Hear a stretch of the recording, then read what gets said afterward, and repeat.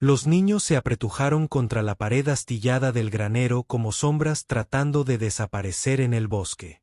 6 pares de ojos abiertos por el terror observaban la alta figura recortada en la puerta. Detrás de él, llamas anaranjadas lamían el cielo nocturno donde había estado su escuela apenas unas horas antes. «Todos vengan conmigo», dijo Samuel Hayes, con la voz áspera como la grava y las manos colgando a los costados. Los niños lo miraron en estado de shock, sus pequeños rostros llenos de hollín y lágrimas. Sabían quién era. Todos en Millbrook conocían a Samuel Hayes, el ranchero que vivía solo en la cresta. El hombre cuyo propio hijo había muerto en ese mismo incendio de la escuela 3 años atrás. El hombre que no había hablado con otra alma desde el día en que enterraron al pequeño Thomas Hayes en el cementerio de la ciudad. Mary, de 10 años, apretó con más fuerza la mano de su hermano menor. Los gemelos, de apenas 7 años, se acurrucaron detrás de una caja rota. El niño mayor, Jake, se colocó frente a los demás con actitud protectora, aunque su voz se quebró cuando habló. «No hemos hecho nada malo, señor». El rostro curtido de Samuel se suavizó por un momento. Detrás de él se oían gritos que provenían de la ciudad de abajo. Voces enojadas, voces que buscan. El olor acre del humo mezclado con miedo flotaba en el aire polvoriento del granero. «Lo sé», dijo en voz baja. «Pero ellos creen que lo hiciste». Los niños estaban en la escuela cuando esto ocurrió. Habían visto al verdadero pirómano, un hombre con un abrigo elegante y una cadena de reloj de oro que roció las paredes con queroseno antes de encender la cerilla. Pero cuando los habitantes del pueblo llegaron y encontraron el edificio en llamas y a 6 huérfanos harapientos de pie en el patio cubiertos de ceniza, la verdad no importó. El miedo y el dolor necesitaban a alguien a quien culpar. Samuel dio un paso lento hacia adelante y los niños se estremecieron. Se detuvo, recordando cómo su propio hijo solía alejarse de las voces elevadas y de los movimientos repentinos. «Escúchame», dijo, agachándose a su nivel. «En unos 10 minutos, una multitud entrará por esa puerta. Están asustados y enojados y no piensan con claridad. Si te quedas aquí», no terminó la frase. No lo necesitaba. El sonido de los cascos de los caballos resonaba en la distancia y cada vez estaba más cerca. La voz de María salió apenas un susurro. «¿A dónde iríamos?» Samuel Hayes miró a esos niños, esas almas olvidadas y no deseadas que el mundo ya había abandonado, y sintió que algo se abría en su pecho. Algo que había estado congelado durante 3 largos años. «Mi rancho», dijo. «No es mucho, pero es seguro». Los cascos se oían cada vez más fuertes.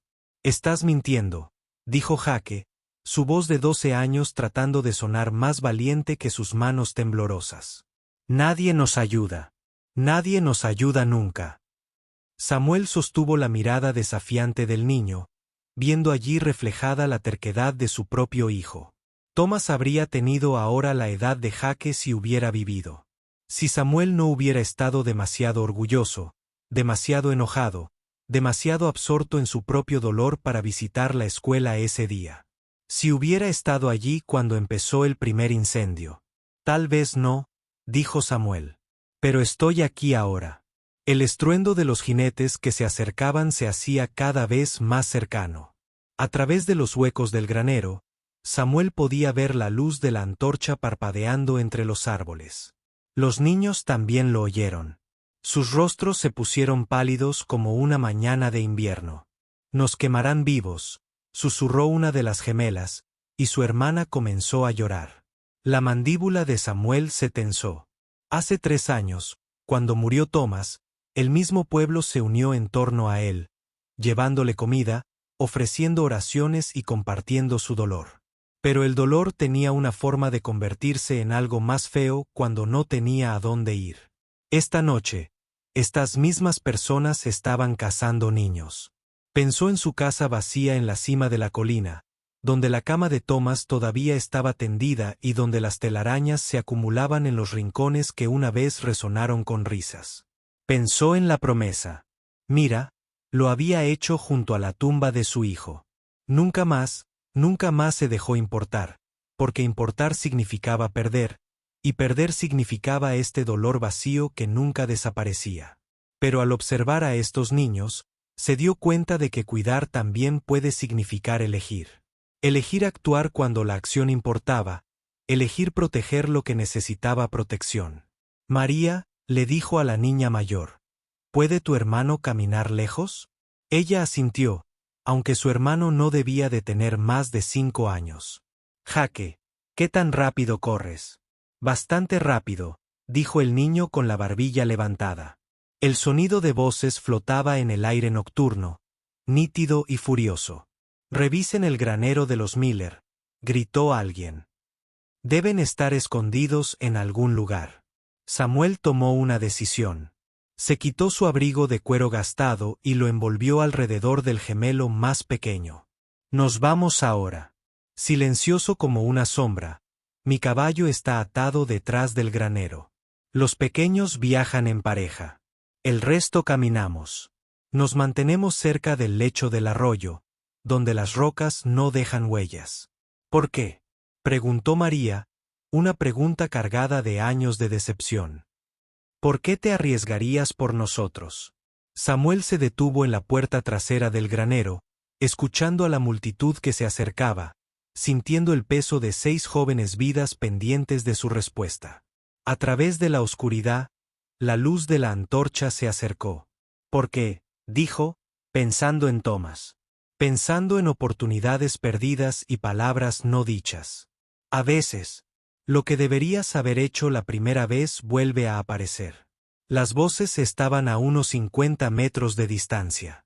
Samuel abrió la puerta e hizo un gesto hacia la noche. Hora de elegir, dijo. Confía en mí o arriesgate con ellos. Se movían como fantasmas por el lecho del arroyo, con el agua salpicando suavemente alrededor de sus tobillos. Samuel guiaba a su yegua bajo la lluvia. Los 2 niños más pequeños se encaramaban en su lomo como pájaros frágiles. Los demás lo seguían en fila india, sus pies descalzos encontrando apoyo en las lisas piedras del arroyo. Tras ellos, las linternas barrían la propiedad de los Miller. Gritos furiosos rasgaban el aire nocturno. No están aquí, Sheriff. Sigue buscando. No pueden haber ido muy lejos. Samuel pidió silencio con un gesto mientras doblaban una curva del arroyo. Justo delante. El agua se curvaba hacia el límite de su propiedad, pero tendrían que cruzar terreno abierto durante el último cuarto de milla. Terreno peligroso sin donde esconderse si el grupo de búsqueda ampliaba su red. De repente, Jaque agarró el brazo de Samuel. Escuchen, susurró. El sonido venía de delante, no de atrás. Se oían cascos chapoteando en el arroyo desde el rancho de Samuel. Alguien había dado la vuelta, cortándoles la vía de escape. A Samuel se le heló la sangre. A la tenue luz de la luna, distinguió a 3 jinetes acercándose por el agua, con sus caballos al paso firme. Liderándolos iba el agente Morrison, un hombre al que Samuel había llamado amigo cuando la amistad importaba. Vaya, vaya, gritó Morrison. Su voz se oía con facilidad a través del agua. Samuel Hayes debería haber sabido que metías las narices donde no te toca. Los niños se apiñaron, los gemelos gimiendo suavemente. Samuel se colocó frente a ellos con gesto protector, con una mano apoyada en la pistola que llevaba en la cadera. Estos niños no quemaron esa escuela, Morrison. Tú lo sabes, y yo lo sé. Lo que sé, dijo Morrison, desmontando y acercando a su caballo, es que encontraron a 6 huérfanos en el lugar de un incendio, y ahora los estás ayudando a huir. Hace que uno se pregunte qué podrías estar escondiendo. Los otros 2 jinetes los flanquearon, bloqueando cualquier ruta de escape. Samuel los reconoció. Tom Garrett, cuyo hijo había muerto en el incendio original de la escuela junto a Thomas, y Bill Wesley, cuya tienda general había estado en apuros desde que llegó el ferrocarril. Samuel, dijo Garrett, con la voz cargada de un viejo dolor. Mi hijo murió en llamas. Estos niños, si hicieron esto, no lo hicieron, dijo Samuel con firmeza. Pero alguien lo hizo. Alguien que quería que pensaras que fueron ellos. Una historia conveniente, dijo Morrison, sacando su arma. Aléjate de ellos, Samuel. No hagas esto más difícil de lo necesario. Detrás de Samuel, la voz de Mary sonó baja y asustada. El señor Hayes. Samuel sintió el peso del momento oprimiéndolo como algo físico.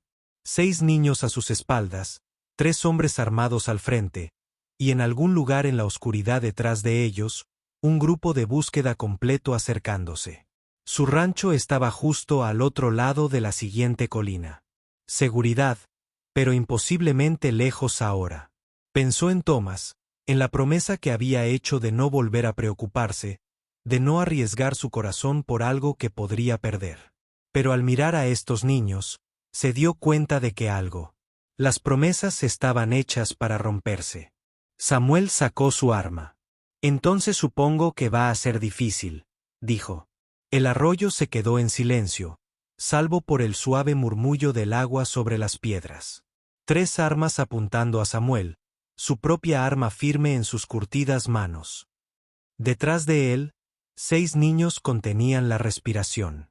No seas tonto, Samuel, dijo Morrison en voz baja. No puedes dispararnos a los 3, y seguro que no puedes escapar de lo que viene detrás de ti. Tal vez no, respondió Samuel, con voz firme a pesar del temblor en su pecho. Pero puedo intentarlo. Fue entonces cuando Mary dio un paso al frente.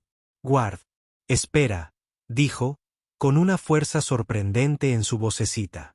Metió la mano en su vestido andrajoso y sacó algo que brillaba a la luz de la luna.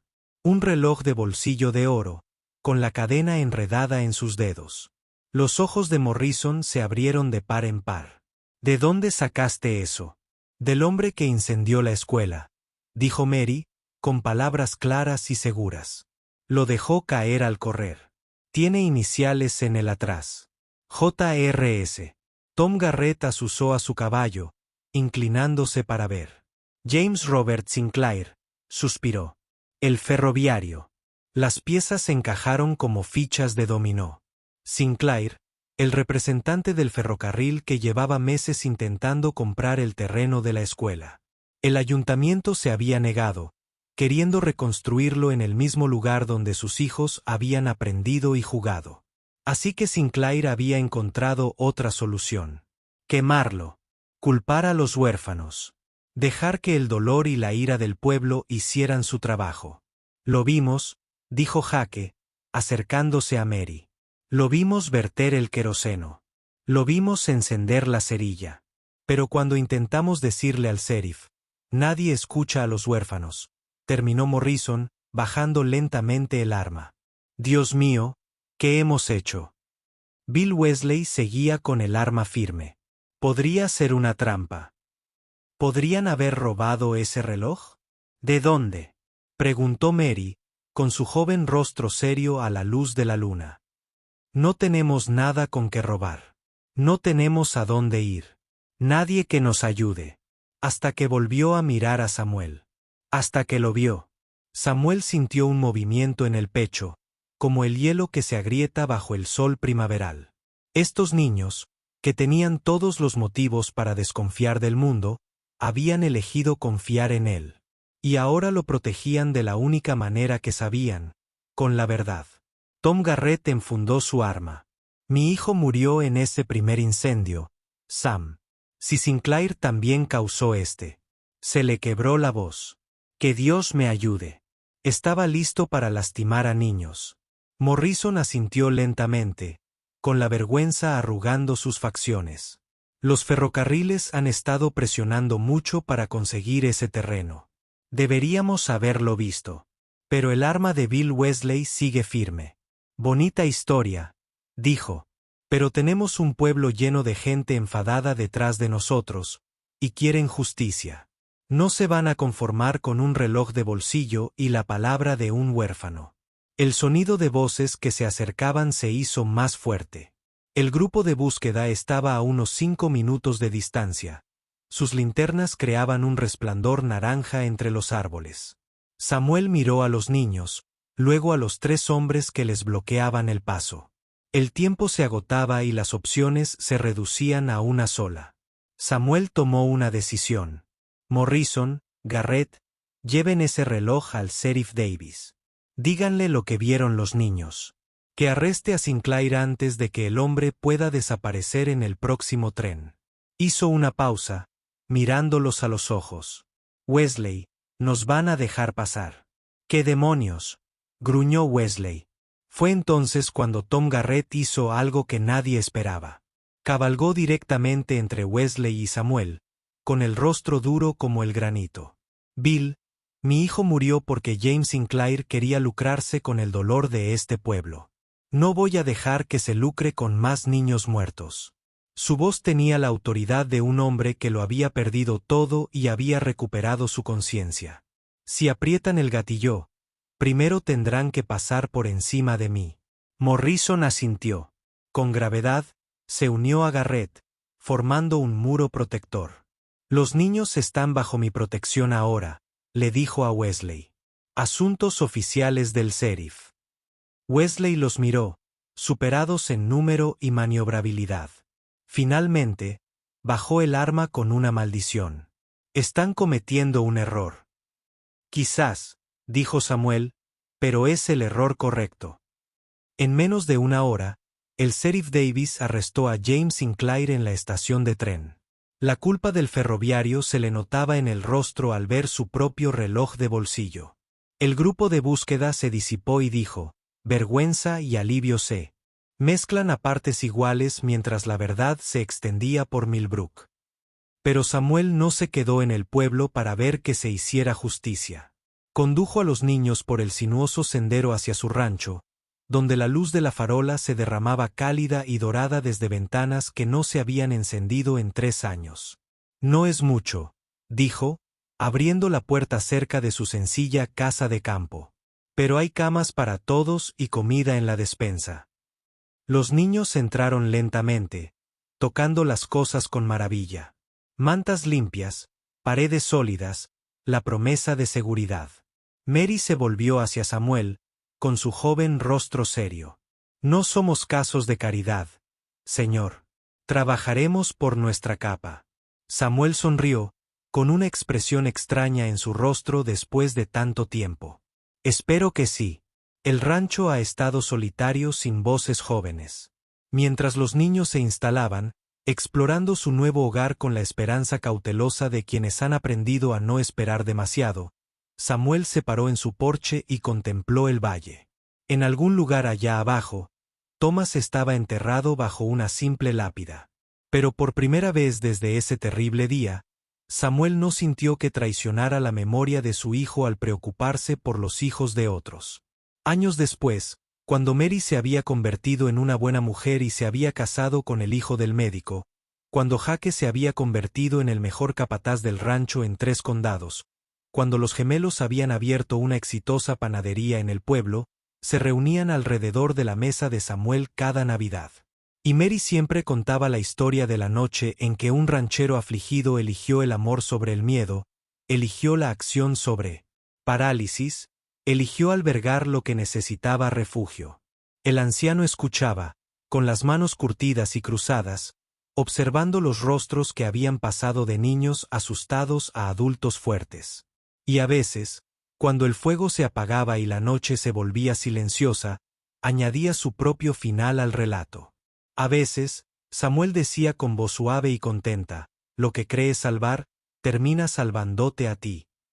Afuera, la nieve cubría el valle donde una vez ardió una escuela. Donde el miedo casi consumió la inocencia, donde la decisión de un hombre cambió el curso de 7 vidas para siempre. El rancho se erguía sólido y cálido contra la noche invernal, lleno del sonido de la familia. Familia elegida, la mejor de todas.